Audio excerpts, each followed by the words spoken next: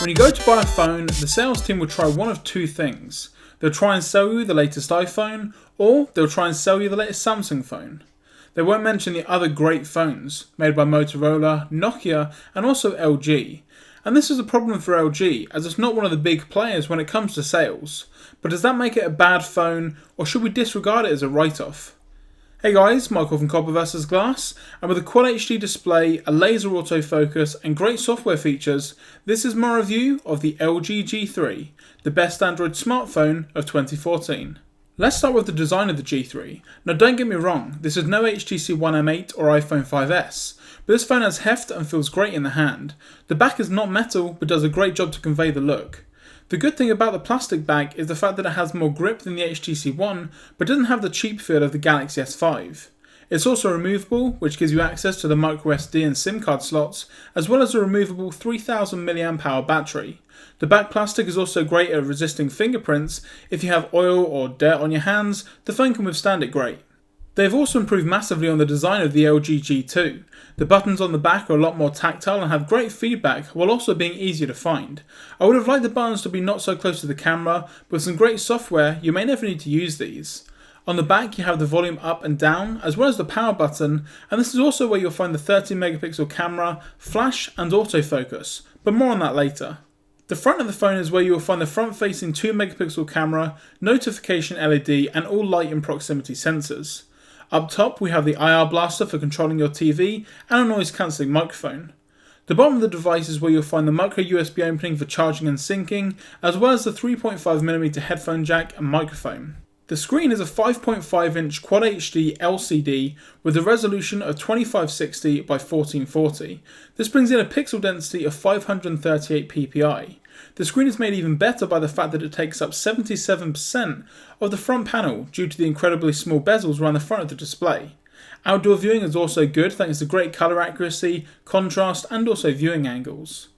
The big question is, can you tell a difference in resolution from this panel to a 1080p panel of the same size? The simple answer is no. But this doesn't mean it's not great to look at. Playing games, watching videos and looking over pictures you've taken is great. It's also one of the only phones able to output YouTube in 1440p, which looks amazing. If you place this phone right next to a 1080p screen, you will see some minor differences, like in the text and home screen icons, but it's not as huge a leap forward as going from SD to HD. That leap will have to wait until 4K screens come to phones. But overall, if you want a clear screen with great colours and some Quad HD stats to show off, then this is the best out there right now. On the inside we find the now common Snapdragon 801, clocked at 2.5 GHz, coupled with the Adreno 330 GPU. The operating system is Android KitKat 4.4.2, so not the latest version, but still pretty good. A lot of people didn't like the interface for the old G2, and I was one of them. In fact, it was one of the main reasons I went for the Nexus 5 over the old G2. Well, good news is that the new interface on the G3 is a big improvement. It has an overall flatter design to both the home screen and menus, but hey, if you're not a fan of the stock launcher, then go for something else. It's Android after all, and you can pick any third-party launcher and install it. The only complaint I would have about the new look is the stock G3 application icons. They're just not very nice to look at. It's good that you can easily recognise these stock apps, but they don't fit in with KitKat's new look, and more importantly the new look of Android L to come. It's also a slightly lighter skin on Android as opposed to on the old G2. This means that with all the improvements from KitKat's optimizations and the new processor, the UI is more fluid now. It's almost like a more grown-up version of Android for LG. Some may say the menus are a little cluttered, but overall it's a good step in the right direction and what LG needed. One of the main selling points of any smartphone these days is the camera, and the G3 doesn't disappoint. The 13 megapixel camera is great, both in terms of the look and the interface, and also the additional technology on board. Let's start by talking about the laser autofocus. That's right, lasers. The focus on this camera is quick, the quickest I've seen so far on a smartphone. Whether you're focusing on something close up or far away, you know you're going to be getting the shot. There's also a refocus effect that takes advantage of this new focus mode, as it lets you take multiple focal lengths and then lets you choose between the best ones after the fact. While a fast focus is good, it falls short of amazing, and that's because a fast focus is there to capture the photo you want at just the right moment, but the camera can sometimes take a while to launch, especially if you have a lot of apps open in the background. The camera itself is also very quick. Whether you're taking the default 10 megapixel photos or if you bump up to 13 megapixels, the camera is very snappy. The interface is a bit more scaled back compared to something like the Galaxy S5, but I'm not complaining about it. When you first launch the camera, it is set to you just tapping on the screen and it will do the rest. It will focus where you tap and take a photo and you're done. But tap the menu button in the corner and you have more in terms of selective focus, camera modes, and also the settings. In camera mode, you get to choose between 4 different modes, from auto to that magic focus that I mentioned earlier, and a mode taken right from the Galaxy S5 where you have a window to show both front and back facing cameras for those reaction shots. It also has a great panorama mode, which is about as easy to take as the iPhone. The front facing camera is also good, with a wide angle and a beauty mode, which covers blemishes for all you selfie lovers out there.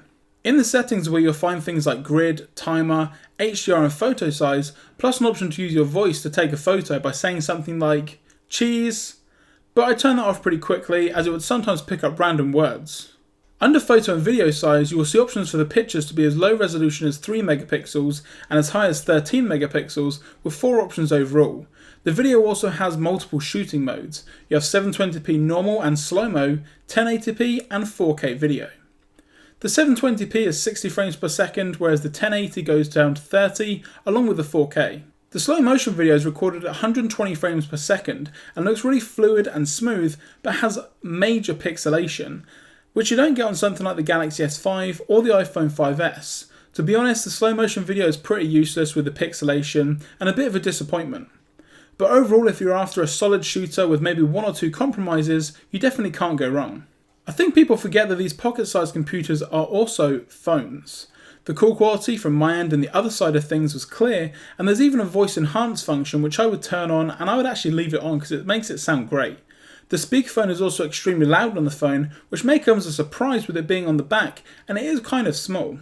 So after all this, would I still recommend the LG G3? With all the Android flagships out there right now, I would say it offers the best overall experience of any Android phone. Yes, the camera isn't as good as the Galaxy S5, but then again you don't have to put up with TouchWiz. And yes, it is the best fake metal out there, but it's nothing compared to the aluminium build of the HTC One M8. But this phone has a better camera. And that's why, to me, this phone is the best Android phone of 2014. Now, you do have to put up with some compromises like you do with pretty much all the other phones, but the overall package is pretty much the best you can get. At the end of the day, I want to hear from you guys. Do you own the G3 or another flagship? Or just in general, what Android phone do you use and why did you choose it? And I'll leave you with that. I'm Michael from Copper vs Glass with my review of the LG G3, and I'll catch you guys in the next video.